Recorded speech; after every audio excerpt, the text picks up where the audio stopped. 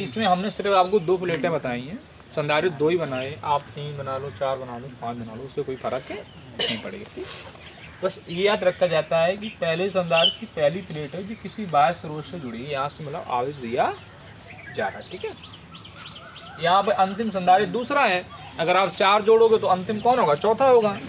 अगर आप 5 जोड़ोगे अंतिम कौन होगा? 5वां होगा।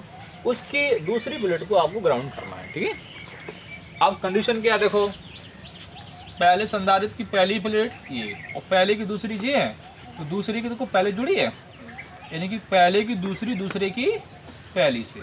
अगर मान लो तीसरा होता तो दूसरे की दूसरी तीसरे की पहली से, इस तरह से कनेक्शन होता। इस प्रकार का जो कॉम्बिनेशन है वो कहलाता है बच्चों श्रेणी क्रम। कहानी यहाँ तक क्लियर है?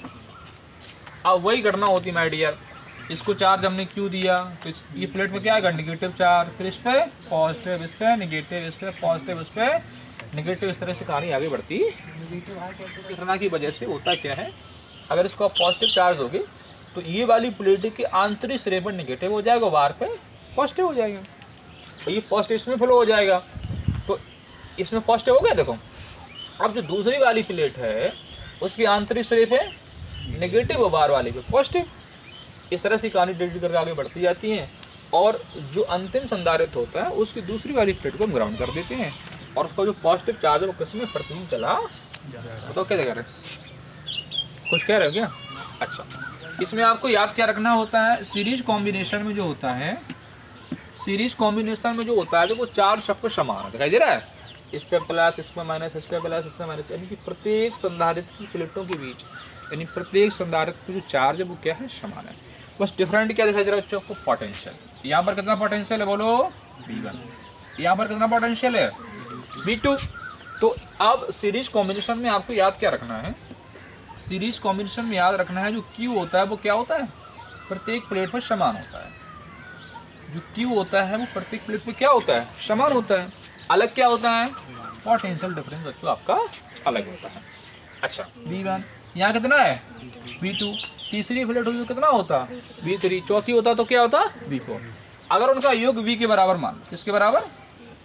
तो हम कह सकते हैं क्या? V1 बराबर V2 प्लस डॉट डॉट, इस तरह से बिल्कुल तो कह सकते हैं। ठीक है, अब एक तुम्हें सूत्र बड़ा है, Q बराबर क्या बताओ? Q बराबर होता है C बटे नहीं, Q बराबर होता है CV, और यहाँ के V की बराबर करेंगे तो V बराबर क्या मिलेगा बोलो? V बराबर मिलेगा Q बटे C। बात क्लियर होगी हमारी? अब पहली वाली प्लेट के बीच अगर बीच में पोटेंशियल डिफरेंस निकालना है, पहली वाली प्लेट के बीच में अगर पोटेंशियल डिफरेंस निकालना है तो बताओ कैसे निकालोगे? यहाँ V1 कितना होगा? यहाँ पर V1 बोलो, V1 देखो, V1 के लिए क्या चाहिए? V बराबर होता है Q बटे C। तो चार्ज कितना है? चार्ज तो Q है, देखो भाई माय डियर, और धारता कितनी है इसकी? C1। तो V1 बराबर QC1। यहाँ आ जाओ, यहाँ V2 कितना होगा बोलो भाई? V2 बराबर हो जाएगा, चार्ज कितना है? Q ही चार्ज है, Q2 नहीं कर देना भाई, चार्ज तो समान है ना, और धारता क्या है इसकी? C2। तो V2 बराबर Q बटे C2 हो जाएगा, यहाँ रख दो। तो V बराबर ये हो जाएगा आपका बोलो Q बटे C1 प्लस Q बटे C2 up to dot dot. अब 1 रखो, 2 रखो, 3 रखो, जितना रखना हो। ठीक है, हमने 2 का कॉम्बिनेशन बनाया है, तो यहाँ से क्या हो सकता है बताओ? यहाँ से Q कॉमन कर लें भाई, 1 बटे C1 प्लस 1 बटे C2। इसको हम ऐसा लिख सकते हैं क्या बताओ? V बटे Q बराबर, V बटे Q बराबर 1 बटे C1 प्लस 1 बटे C2। तो बिल्कुल लिख सकते हैं, क्यों नहीं लिख सकते हैं? बिल्कुल लिख सकते हैं ऐसा। अब एक बात समझो, V बटे इस देखो सूत्र से V बराबर क्या है बताओ? Q बटे C। एक V बटे Q किसके बराबर हो जाएगा? देखो यहाँ से निकाल दो V बटे Q, तो V बटे Q बराबर हो जाएगा 1 बटे C।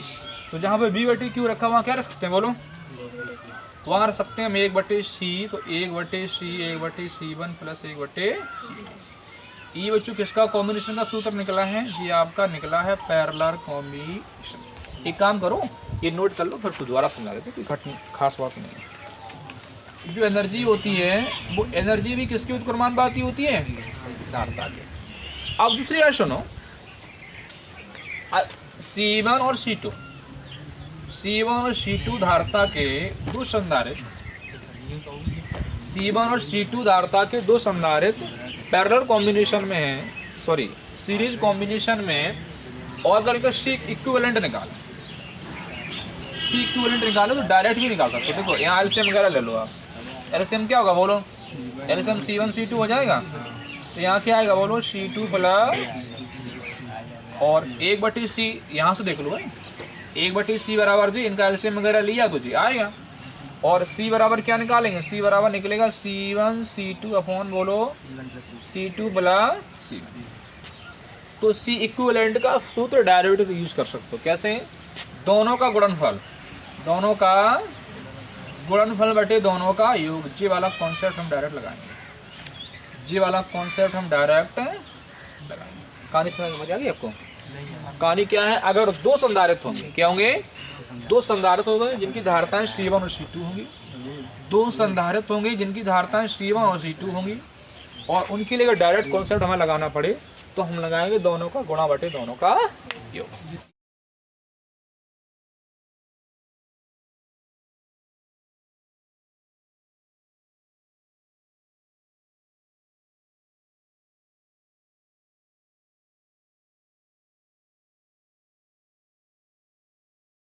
अब इस फार्मूला रखो अच्छो C इक्विवेलेंट, तब C इक्विवेलेंट रखो भाई तो क्या निकलेगा, C1 और C2 के स्थान पर C रखेंगे तो हो जाएगा C इंटू C बटे C प्लस C, बोलो क्या हो जाएगा, C स्क्वायर बटे 2C, तो कितना आएगा C बाई, ये डायरेक्ट कॉन्सेप्ट यूज कर सकते हो कभी यूज करने के लिए आ जाए, बहुत इंपॉर्टेंट चीज़ है।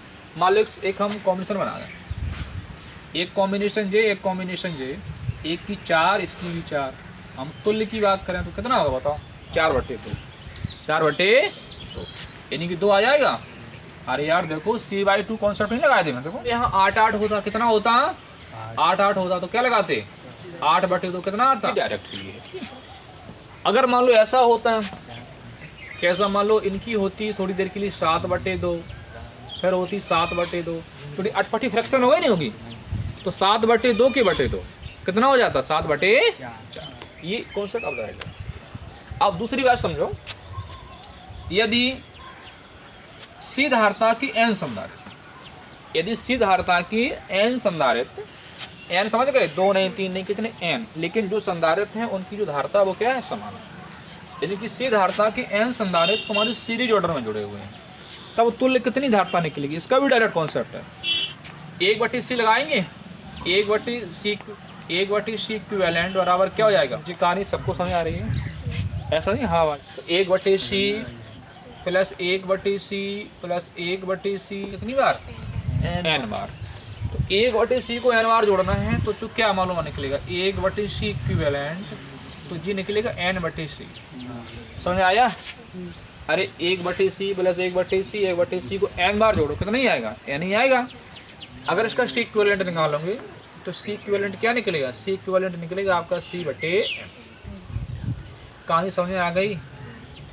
एक सवाल अगर डायरेक्ट हम तुमसे पूछ दें, अगर हम सवाल डायरेक्ट पूछ दें कि एक संधारित्र J, एक संधारित्र J, एक संधारित्र J, एक संधारित्र J, एक संधारित्र J, एक संधारित्र J, क्या हो गए 1 2 3 4 5 हो गए, और सबकी धारता कितनी 6 मान लिए सब।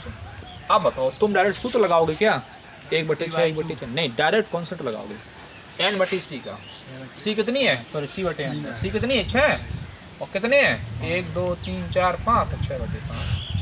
n बार हैं जब बोली जाए n बार, अब n के स्थान में कोई वैल्यू हो सकती है 5। अनंत, ये कहानी क्लियर हो रही है, आगे लिखो।